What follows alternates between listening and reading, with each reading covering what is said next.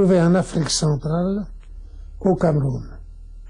J'avais été mobilisé dès la déclaration d'hier en 1939 comme lieutenant de réserve et j'avais pris le commandement d'une compagnie des forces de police du Cameroun. Parce que le Cameroun, pays sous mandat de la Société des Nations, n'avait pas d'armée. On avait baptisé la petite armée dont il disposait forces de police. L'encadrement était fourni par des officiers et des sous-officiers français, mais en service détaché. Alors, pour moi, le ralliement a été très simple.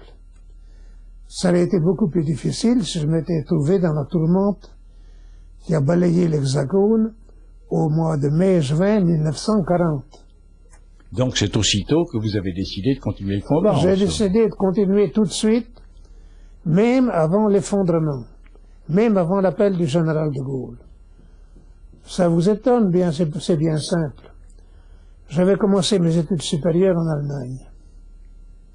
J'ai fait un semestre à l'université de Leipzig et un semestre à l'université de Berlin.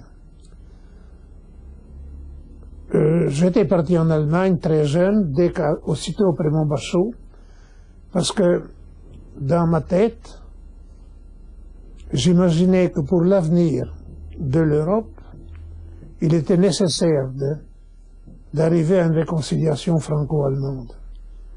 Que nous étions des gens de même civilisation, de même culture, de même tradition européenne, et qu'il était véritablement idiot de continuer pendant des siècles à nous casser la gueule les uns les autres.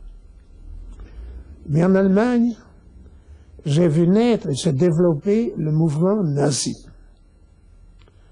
Après avoir terminé mon cycle d'études en Allemagne, j'ai toujours suivi de très près les affaires allemandes. Je savais ce qu'était le nazisme, alors que la plupart des Français l'ignoraient complètement. Et après l'effondrement, au moment de l'effondrement, je me suis dit qu'il ne fallait jamais tolérer ça chez nous, et j'étais décidé à continuer le combat n'importe où,